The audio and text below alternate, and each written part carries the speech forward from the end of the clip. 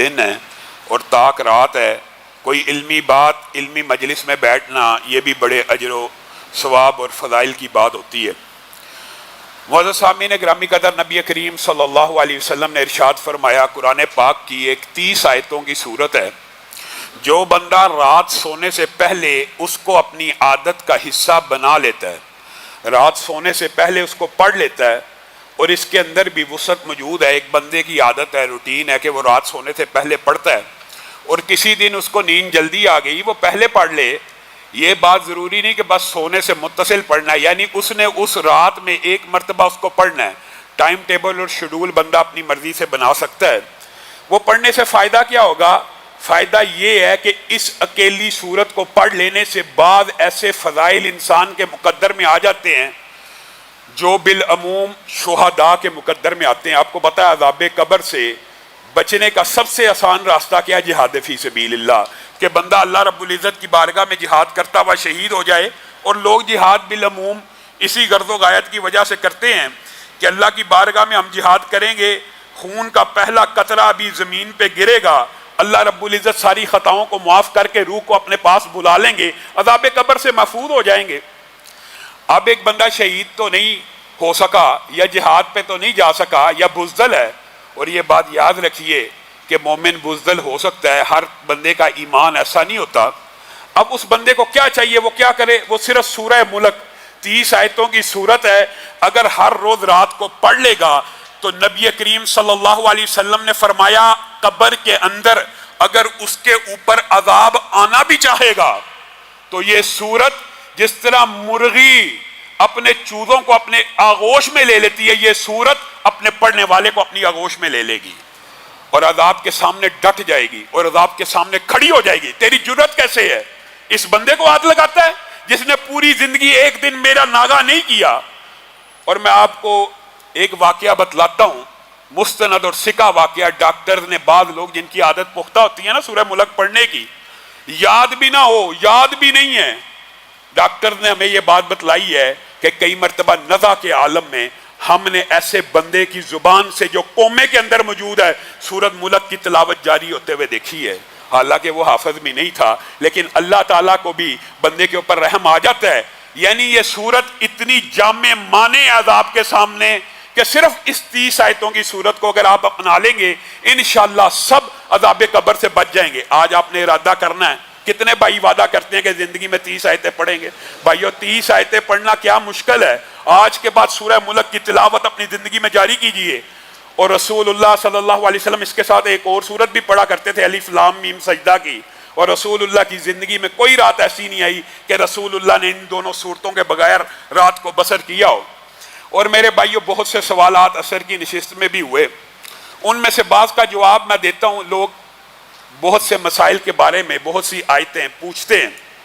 ایک آیت جو دشمنوں کے لیے، کسی ایسے دشمن کا جب پہ آپ حق پہ ہوں اور وہ آپ کا حق غصب کر رہا ہو، دشمن سے مراد یہ نہیں کہ کفار اور یہود و نصارہ ہی ہوں، مراد یہ آپ کسی ادارے میں کام کرتے ہیں، آپ کسی انسٹیٹیوشن میں کام کرتے ہیں، اس کا باس آپ کے خلاف ہو گیا ہے، تو اس کے لیے وظیفہ اکثر لوگ پوچھتے ہیں۔ تو قرآن پاک کی ایک آیت ہے جس سے یہ وظیفہ مستعار ہے، ربی انی اور ربی انی دونوں پڑھ سکتے ہیں۔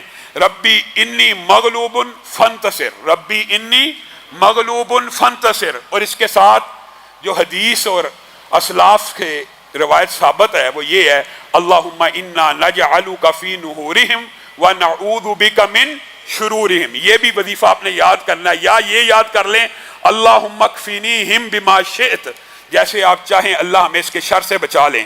ان وظائف کو پڑھ لینے سے، اور عدد کی بات دوبارہ آپ کو کہوں گا کہ 313 مرتبہ کوئی بھی وظیفہ اگر آپ شروع کریں نماز کے بعد، فرض نماز کے بعد 313 مرتبہ پڑھا کریں۔ اسی طرح شوگر کے مریضوں کے حوالے سے ربی ادخلنی مدخل صدق واخرجنی مخرج صدق واجعلنی من لدنک سلطانا نصیرا، یہ وظیفہ بڑا مجرب ہے۔ اسی طرح مختلف بیماریوں کے حوالے سے بہت سے وظائف ہیں، لیکن اگر انسان کسی ایسی سچویشن میں پھنس جائے کہ جہاں سے اب نکلنے کی امید نہیں، بندہ وینٹیلیٹر پہ چلا گیا ہے، بندہ ایسی حالت میں پہنچ گیا ہے کہ اب نکلنے کے امکان کم ہیں، تو اس وقت یہ وظیفہ بڑا مجرب ہے۔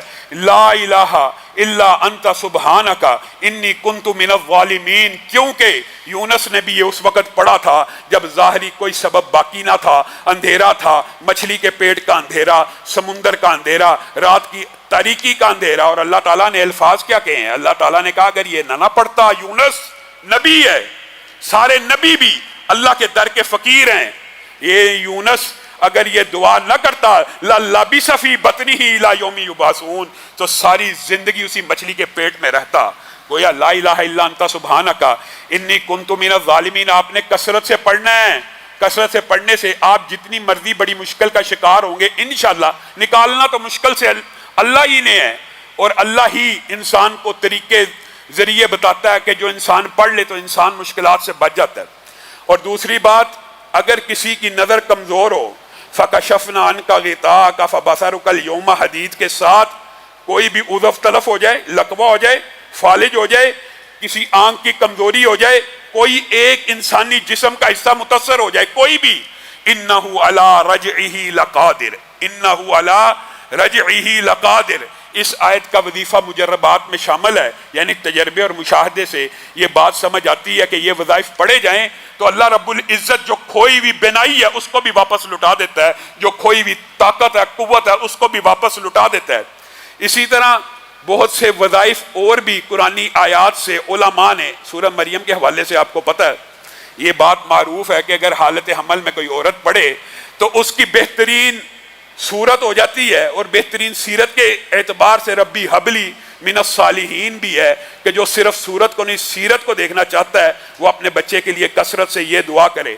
یہ قرآنی جو دعائیں ہوتی ہیں یہ انسان کو لازمی فائدہ دیتی ہیں۔ یہ نہیں ہو سکتا کہ بندہ اللہ رب العزت کی بارگاہ میں دعائیں کر رہا ہے، وظیفے کر رہا ہے کسی کام کے لیے تو وہ کام نہ ہو۔ اور ایک اور بات جو آج آپ سب نے، کئی مرتبہ انسان کے دل میں گھٹن ہوتی ہے، تنگی ہوتی ہے، وسوسہ ہوتا ہے، شیطانی حملے ہوتے ہیں، انسان انٹرویو دینے جا رہا ہے، انسان پیپر دینے جا رہا ہے، انسان کسی کے سامنے کھڑا ہونے سے ڈر رہا ہے، جناب میرا انٹرویو ہے، بہت بڑا افسر ہے، میں اس کے سامنے انٹرویو کیسے دوں گا؟ انسان اور خطیب اور علماء بھی جب سٹیج پہ آتے ہیں، ممبر پہ بیٹھتے ہیں تو یہ وظیفہ پڑھتے ہیں۔ آپ نے بھی اس وظیفے کو اپنی زندگی میں جاری کرنا ہے۔ رب اشرح لی صدری ویسر لی امری واحلل عقدۃ من لسانی یفقہوا قولی، یہاں تک یہ پڑھنا۔ اس سے کیا ہوگا؟ کئی مرتبہ تو بعض دوستوں نے عجیب و غریب اس کے فوائد بتائے ہیں کہ دل کی بیماری کے اندر رب اشرح لی صدری پڑھا کسی اور کام سے تھا لیکن دل کا بندہ بیمار تھا، سٹنٹ ڈاکٹروں نے کہا تھا پڑھنے والا ہے، اس نے اس آیت کا وظیفہ کیا رب اشرح لی صدری، اللہ تعالیٰ نے حقیقت میں بھی سینہ کھول دیا اور دل کو کھول کے رکھ دیا، اور جو سٹنٹ پڑھنا تھا اس کی نوبت ہی نہ آئی۔ یہ رب اشرح لی صدری ویسر لی امری واحلل عقدۃ من لسانی یفقہوا قولی، بات پھر وہی ہے لیکن یہ نہیں ہے۔ علامہ صاحب نے وظیفہ بتایا تھا، ایک دفعہ پڑھا نتیجہ نہ نکلا۔ آپ نے کوئی بھی وظیفہ، اگر میں اپنے تجربے اور مشاہدے کی روشنی میں کہہ رہا ہوں، آپ نے کوئی بھی اگر وظیفہ کرنا ہے فرض نماز کے بعد اس کا عدد 313 بنانا ہے، اور اگر آپ یقینی کامیابی چاہتے ہیں پہلے 7 دن کا وظیفہ کریں، اور اگر 7 دن میں کام نہ ہو تو 41 دن یا 40 دن کے اندر وظیفہ کریں، اللہ رب العزت ضرور بھی ضرور کامیابی عطا کرے گا۔ جس مقصد کے لیے آپ جو بھی وظیفہ پڑھنا چاہتے ہیں اس کے اندر اس عدد کا آپ نے خیال رکھنا، کیونکہ یہ کثرت کے اندر جب وظیفہ چلا جاتا ہے۔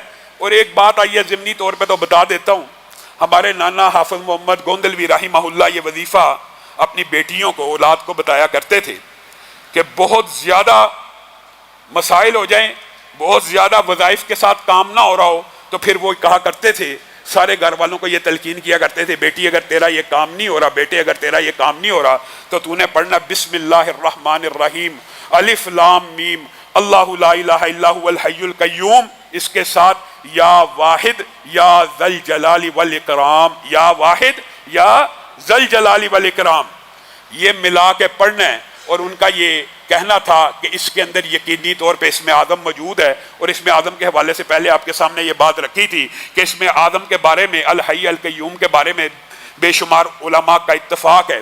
تو اس کے ساتھ انہوں نے ایڈ کیا یا واحد یا ذل جلال والاکرام، یہ 313 مرتبہ صرف ایک دن ایک دفعہ میں پڑھنا ہے، ایک دفعہ میں، اور اس کے بعد جو دعا آپ اللہ رب العزت سے مانگنا چاہیں گے اس اسم اعظم کی برکت کی وجہ سے وہ کام ہو جائے گا۔ اور میں آپ کو ایک سکہ بات اس حوالے سے بتاتا ہوں. ہمارے ایک دوست نے، اس کی والدہ کینسر کی مریضہ تھی آخری سٹیج پہ، اس نے یہ وظیفہ پڑھا، اللہ رب العزت نے اس کی ماں کو شفا دے دی، اس کی ماں کو شفا یاب کر دیا.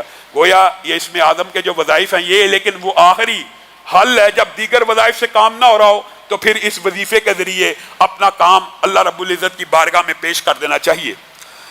آگے بعض لوگ ڈپریشن کا اور نیند کا بڑا شکایت کرتے ہیں کہ ہمیں نیند نہیں آتی. تو علماء نے یہ بات لکھی ہے کہ سورۃ نبا اما یتساءلون 30ویں پارے کی جو سورت ہے، اگر اس کو بندہ رات سونے سے پہلے بستر پہ گیا، نیند نہیں آ رہی، 7 مرتبہ اگر پڑھ لے گا تو اللہ رب العزت نیند بھی ڈال دے گا. اور آپ کے سامنے قل هو اللہ کے فضائل کو اس دن تفصیلی رکھ دیا تھا. قل یا ایھا الکافرون کو 4 مرتبہ پڑھنے سے قرآن کا ثواب ملتا ہے، قل هو اللہ کو 3 مرتبہ پڑھنے سے ملتا ہے. آخری بات ہے معوذتین، وظائف اس کے علاوہ بھی ہیں. اور میں آپ کو یہ تلقین کرتا ہوں، قرآن کی کسی آیت کے بارے میں کسی بندے کا شفا کے والے سے کوئی تجربہ اور مشاہدہ ہے، آپ اس کو غور کریں. اگر اس کی آیت کے ساتھ مماثلت اور تطبیق بنتی ہے اس کو اپنا لیں. اور قرآن پاک پورے کا پورا شفا کے لیے بھی ہے. اسی طرح جو معوذتین آخری 2 صورتیں ہیں، رسول اللہ صلی اللہ علیہ وسلم کی صحیح حدیث سے یہ بات ثابت ہے، کسی پناہ مانگنے والے نے اس سے بہتر کسی چیز کی پناہ نہیں مانگی. اور جو چیز اس میں بیان ہوئی ہے اور جس چیز کی اس میں پناہ مانگی گئی ہے، اللہ رب العزت اس کی پناہ عنایت کرتا ہے. یہ پچھلے حال کی لائٹ نہیں چل رہی، خود بند کی. اللہ رب العزت معوذتین سے، جو اس کے اندر دلوں کے وسوسے، شیاطین کے وسوسے، جادوگر کی پھونکے مارنوں کا تذکرہ، جنات کا تذکرہ، رات کے شر کا، جتنے شر ہیں اگر ان کو پڑھا جائے. رسول اللہ صلی اللہ علیہ وسلم نے ایک صحابی کو کہا پڑھ پڑھ پڑھ، اس نے کہا کیا پڑھوں؟ تو رسول اللہ نے کہا یہ پڑھ قل اعوذ برب الفلق اور قل اعوذ برب الناس. تو اس کو بھی اپنی زندگی کے اندر اپنانا ہے. یہ چاروں کل رات سونے سے پہلے ہر حالت میں آپ نے 3 مرتبہ پڑھنے. ویسے تو رسول اللہ صلی اللہ علیہ وسلم کی صحیح حدیث بھی موجود ہے کہ جو آخری تینوں کل 3 مرتبہ پڑھتا ہے رات سونے سے پہلے، اس کے لیے ساری رات کے لیے کفایت کر جاتے ہیں. آگے چلتے ہیں. قرآن پاک کے بعد جو سب سے، حالانکہ یہ ذکر قرآن پاک میں بھی موجود ہے لیکن اس کو قرآن پاک کے بعد بیان کیا جاتا ہے کہ افضل الذکر لا الہ الا اللہ. یہ قرآن پاک کے اندر بھی لا الہ الا اللہ موجود ہے. اگر قرآن پاک کے اندر لگائیں گے تب بھی، اور اگر قرآن پاک سے علاوہ کہیں گے تو یہ بہترین ذکر ہے کرنے کے لیے. یہ ایک کلمہ، ایک ایسا کلمہ ہے کہ طلحہ بن عبید اللہ، آپ کو پتا مشہور صاحب بھی ہیں، ایک مرتبہ پھر رہے تھے، بڑا پریشان تھے، بڑے غم میں تھے. حضرت عمر نے دیکھ لیا، پریشانی بانپ لی. طلحہ، حضرت ابو بکر کی خلافت کا کوئی معاملہ نہیں اے عمر، وہ کوئی معاملہ نہیں، وہ تو میرے چچا زاد ہیں، کس بات میں پریشان ہے؟ چہرے کے اوپر سٹریس کے اثرات ہیں، ڈپریشن لگ رہا ہے، پریشانی کے حال میں. ہاں پریشان ہوں، بڑا غم میں ہوں. کہا کیوں پریشان اور غم میں؟ کہا رسول اللہ صلی اللہ علیہ وسلم نے ایک کلمہ بتایا تھا اور مجھے کہا تھا کہ جو بندہ یہ کلمہ موت کے وقت پڑھ لیتا ہے، موت کی بیماری میں پڑھ لیتا ہے، تو اللہ تعالیٰ اس کے چہرے کو سرسبز و شاداب کر دیتے ہیں اور اللہ تعالیٰ اس سے سارے غم دور کر دیتے ہیں. حضرت عمر مسکرانا شروع ہو گئے. اور طلحہ تجھے کیا پتا، تو یہ کلمہ بھول گیا اتنی جلدی؟ وہ کلمہ مجھے پتا ہے. اے عمر آپ کو پتا ہے؟ ہاں. وہ بتائیے. کہا وہ کلمہ لا الہ الا اللہ ہے. طلحہ بن عبید اللہ نے کہا ہاں آپ نے مجھے یاد کرایا، بس میرے دماغ سے نکل گیا تھا، بے شک یہی وہ کلمہ ہے. میرے بھائیو، اس حدیث کے اندر طلحہ بن عبید اللہ نے کیا کہا ہے؟ رسول اللہ نے کہا ایک کلمہ ہے جو بندہ موت کے وقت، اور اس کی محدثین نے تشریح کی ہے جس بیماری میں موت آنی ہو. مثلا ڈاکٹر نے کہہ دیا کسی کے بارے میں کہ آپ 5 سال اور جئیں گے، 1 سال اور جئیں گے، 10 دن اور جئیں گے. ایسی بیماری میں بندہ چلا گیا کہ جس کی بیماری کے اندر موت آنی ہے، کینسر ہو گیا ہے، کوئی ایسی بیماری ہو گئی ہے، ڈاکٹروں نے جواب دے دیا. اب صرف خلوص دل سے ایک کلمہ کہنا ہے. وہ کیا ہے؟ لا الہ الا اللہ. اس کلمے کی فضیلت سنیے.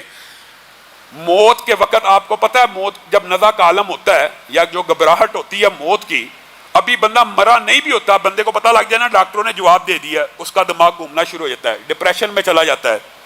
ساری زندگی جو کمایا تھا وارثوں کا ہو گیا، بیٹوں کا کیا بنے گا، بچیوں کا کیا بنے گا، رشتہ داروں کا کیا بنے گا، وہ بیٹی کے حالات تو بڑے تنگ ہیں، اس کا کیا بنے گا، بچہ تو بڑا چھوٹا ہے، اس کا کیا بنے گا.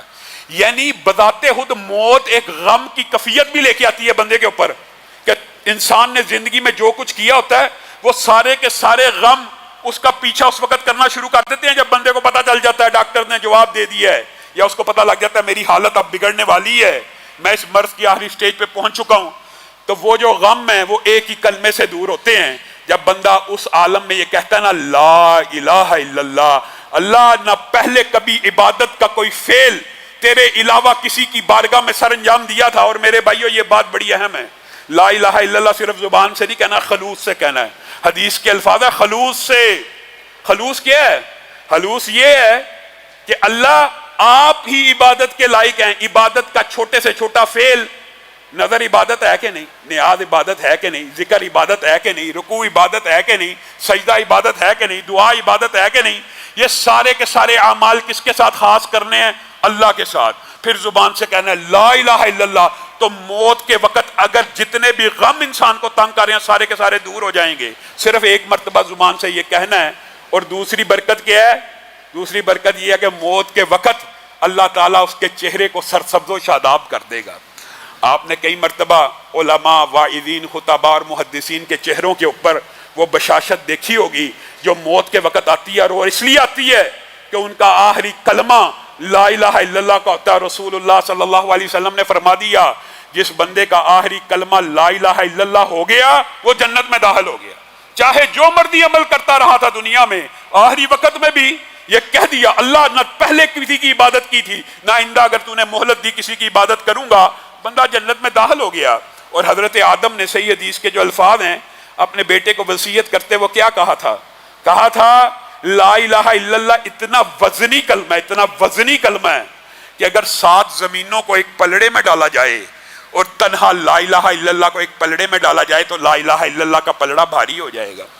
اور یہ کہا تھا اگر 7 زمینوں کو ایک توق سے باندھ دیا جائے، یعنی ایک زنجیر کے ساتھ باندھ دیا جائے، تو دنیا کے اندر کوئی کلمہ، کوئی چابی، کوئی چیز ایسی نہیں جو اس توق کو کھول دے، لیکن اگر اس زنجیر کے اوپر بھی لا الہ الا اللہ کو پڑھا جائے گا وہ ساری کی ساری زنجیر ٹوٹ کے ریزہ ریزہ ہو جائے گی۔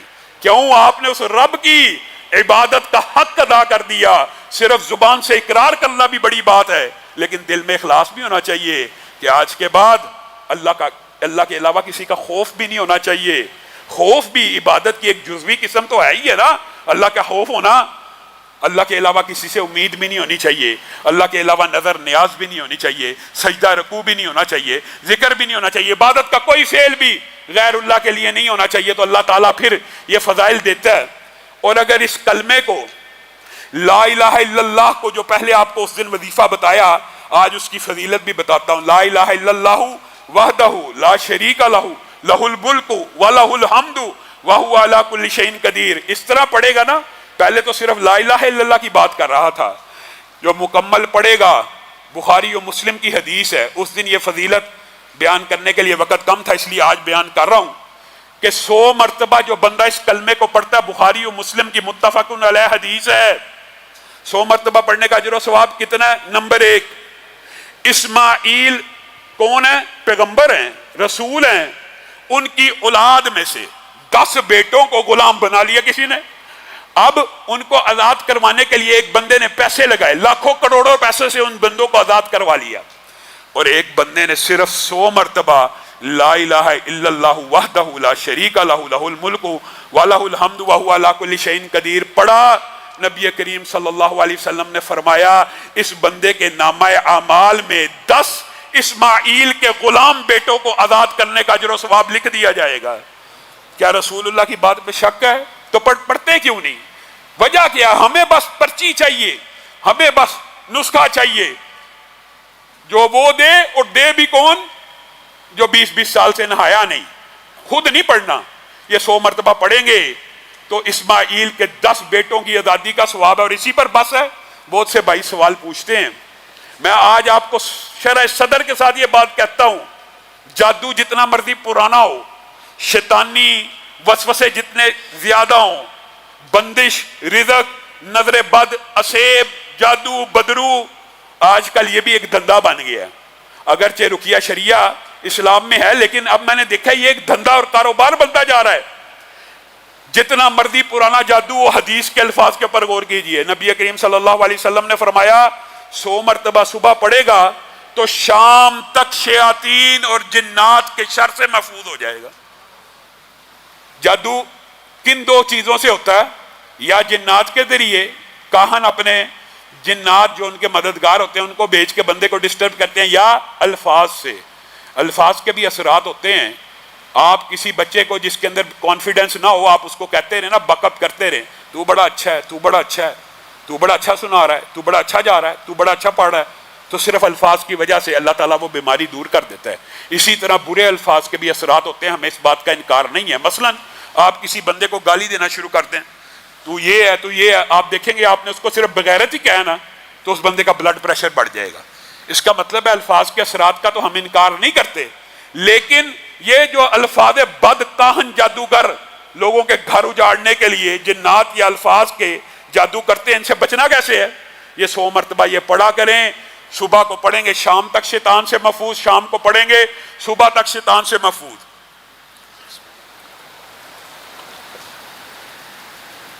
اور صحیح ابن حبان کے اندر یہ بات بھی میں آپ کو بتاؤں، یہ اللہ کو بھی پتہ ہوتا ہے بندوں کا، اور رسول اللہ صلی اللہ علیہ وسلم بھی امت کی نفسیات شاید جانتے تھے.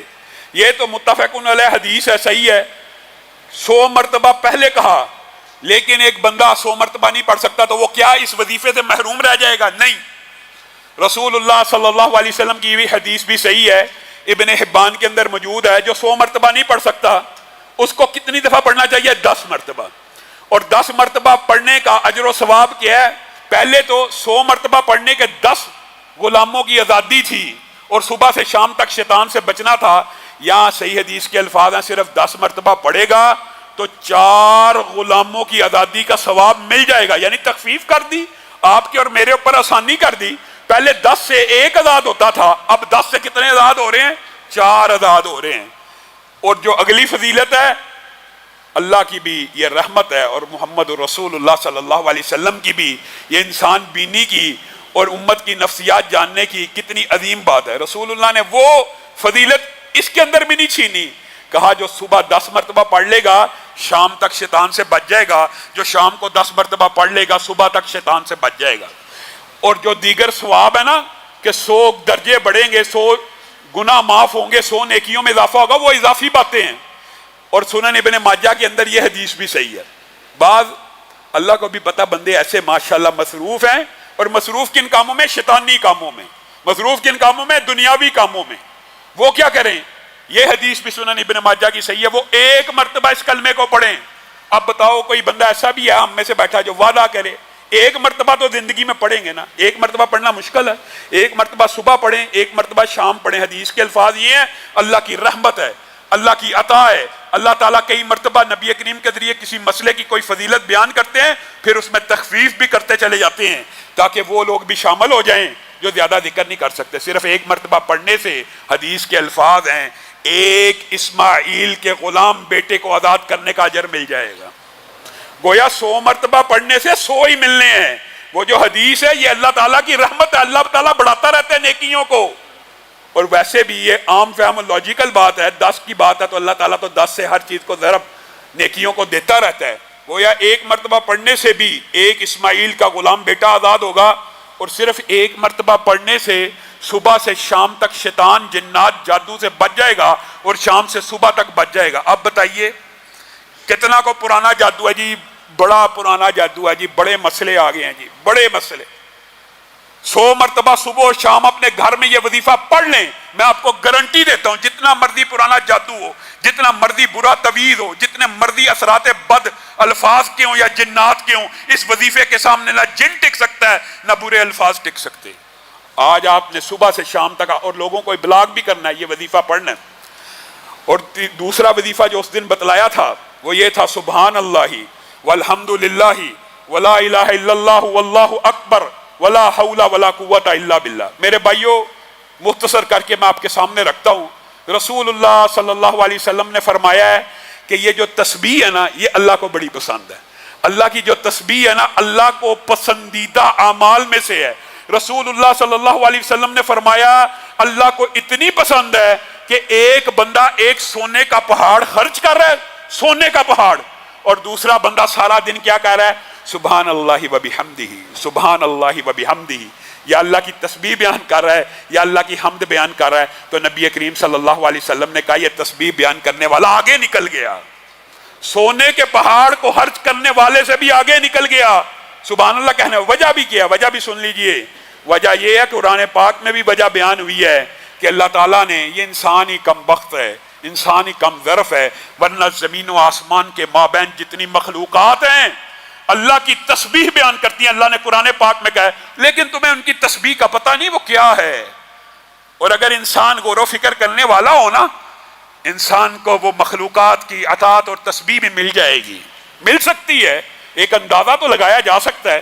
کبھی آپ نے دیکھا یہ پلانیٹری سسٹم، یہ کاسمولوجی کے اندر سٹارز، زمین، جتنے بھی سیارے ستارے ہیں، یہ اللہ کے حکم کے ایسے تابع ہیں، اللہ تعالیٰ نے ان کو جو رستہ دکھایا ہے یہ اس سے 1 سینٹی میٹر بھی ادھر سے ادھر نہیں ہوتے، اور اگر ہو جائیں تو سارا نظام تلپٹ ہو جائے، سارا نظام چوپٹ ہو جائے۔ اللہ کی ایسی اطاعت کرتے ہیں کہ جو صراط، جو فلک، جو مدار، جو گردش اللہ نے جس مخلوق کے لیے مقرر کی ہے، 1 سینٹی میٹر بھی وہاں سے آگے پیچھے نہیں ہوتی۔ وہ مخلوق اللہ کی تسبیح، اللہ کے ڈر سے ایسے چل رہی ہوتی ہے جیسے اللہ نے حکم دیا ہے۔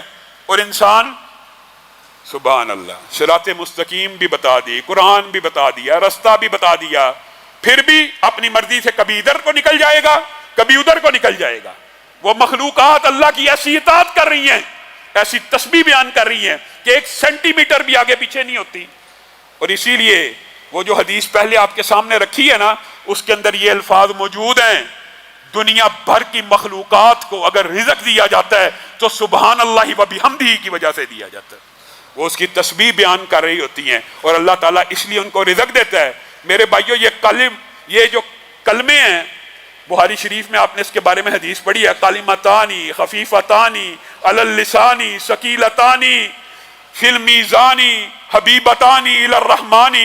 یہ 2 کلمے بڑے زبان پہ ہلکے ہیں، سبحان اللہ و بحمدہ، سبحان اللہ العظیم، کتنے ہلکے ہیں لیکن میزان کو بھر دینے والے ہیں، میزان کو وزنی کر دینے والے ہیں، رحمان کو بڑے پسند ہیں۔ وجہ کیا ہے؟ وجہ یہ ایک تو اللہ کی آپ نے تسبیح بیان کی، اور اس کے بعد اللہ کی حمد بیان کی۔ تسبیح بیان کرنے سے رزق بھی دیا جاتا ہے، حمد بیان کرنے سے رزق بھی دیا جاتا ہے، لیکن نبی کریم نے ایک عجیب بات کہی ہے، سبحان اللہ، اللہ تعالیٰ کی عطا کے اوپر بھی بندہ قربان جائے۔ نبی کریم صلی اللہ علیہ وسلم نے فرمایا جب کوئی بندہ کہتا ہے نا الحمدللہ، جب صرف یہ کہتا ہے الحمدللہ، تو اللہ تعالیٰ نے جو نعمت دی ہوتی ہے، بتائیے نعمتیں کتنی ہیں؟ آنکھ نعمت ہے، دل نعمت ہے، لاکھ روپیہ بھی نعمت ہے، کروڑ بھی ہے۔ دنیا میں آج ایسے لوگ موجود ہیں نا جن کو اللہ نے 1 ارب دیا ہوا ہے، 1 خرب والے بھی دنیا میں موجود ہے نا۔ ایک بندے کو 1 ارب روپیہ مل گیا، سمجھانے کے لیے کہہ رہا ہوں، اس نے جواب میں کیا کہا؟ الحمدللہ۔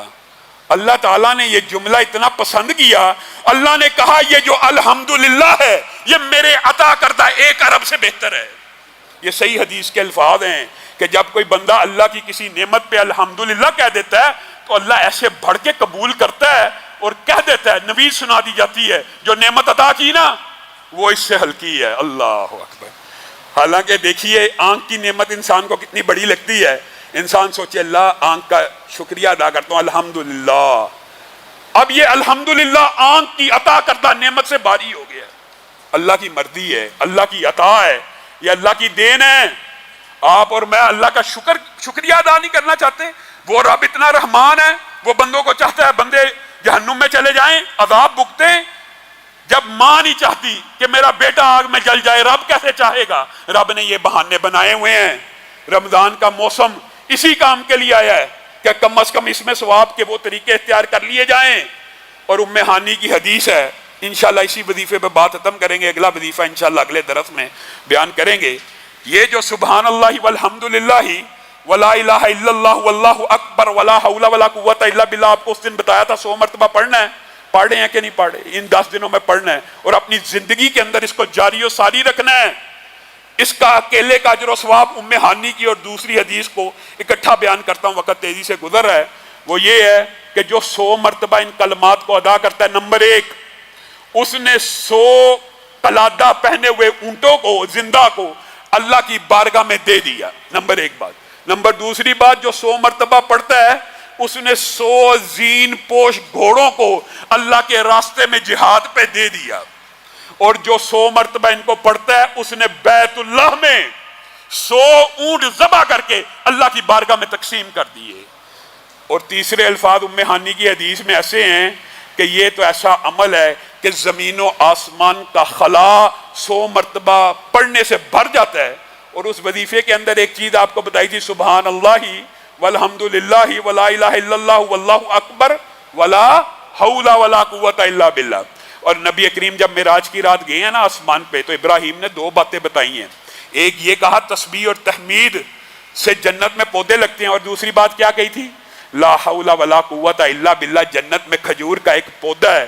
اپنے امتیوں کو بتا دینا جنت بہت خوبصورت ہے، لیکن اس کی کاشت کس نے کرنی ہے؟ میں نے اور آپ نے۔ اس کی کاشت بھی میں نے اور آپ نے کرنی ہے، اس میں محلات میں نے اور آپ نے تعمیر کرنے ہیں۔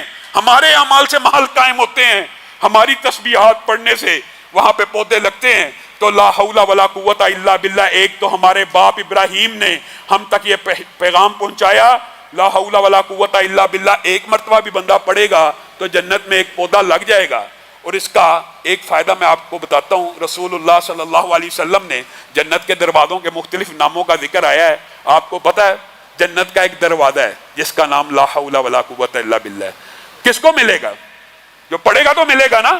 خوش نصیب ہے، کم از کم 100 مرتبہ اگر آپ یہ وظیفہ پڑھیں گے تو لا حول ولا قوت الا باللہ 100 مرتبہ پڑھنے سے جنت میں پودا بھی لگ گیا، اور جنت کے اس دروازے سے داخل ہونے کے امکان بھی بڑھ گئے۔ اور نبی کریم صلی اللہ علیہ وسلم نے فرمایا لا حول ولا قوت الا باللہ صرف جنت کا دروازہ نہیں ہے، جنت کا ایک خزانہ بھی ہے۔ لا حول ولا قوت الا باللہ پڑھو گے وہ خزانہ بھی مل جائے گا، یہاں سے تیاری کرو گے۔ اور اس کلمے کی ایک بہت بڑی فضیلت یہ ہے، آپ نے اگر ہر روز پڑھا آپ تو انشاءاللہ کامیاب ہوگے، لیکن جو بندہ ہر روز نہیں پڑھتا اس کو حالت بیماری میں، حالت غم میں، حالت مصیبت میں یہ کلمہ ضرور پڑھنا چاہیے۔ کیوں؟ رسول اللہ صلی اللہ علیہ وسلم کی یہ حدیث بھی صحیح ہے، جو لا الہ الا اللہ وحدہ لا شریک لہ لہ الملک ولہ الحمد وہو علی کل شیء قدیر کے ساتھ لا حول ولا قوت الا باللہ ملا کے پڑھتا ہے نا، اگر وہ اس بیماری میں فوت ہو جائے گا تو جہنم کی آگ سے بچ جائے گا۔ اور لا حول ولا قوت الا باللہ 100 سے زائد بیماریوں کا علاج ہے، جس میں سے سب سے چھوٹی بیماری دل کی ہے۔ آپ بتائیے، دل کی بیماری کو ہم سب سے بڑا سمجھتے ہیں، آپ لا حول ولا قوت الا باللہ کثرت سے پڑھا کیجئے۔ بلکہ یہ 2 وظیفے، ان کے آج چند فضائل آپ کے سامنے رکھے ہیں، یہ آپ نے اپنی زندگی میں ہر روز 100 مرتبہ، ایک تو یہ تھا کہ آخری 10 دن پڑھنے ہیں، اور ان 10 دنوں کے بعد اپنی زندگی کا حصہ بنا لینے ہیں۔ سبحان ربک رب العزت عما یصفون وسلام علی المرسلین۔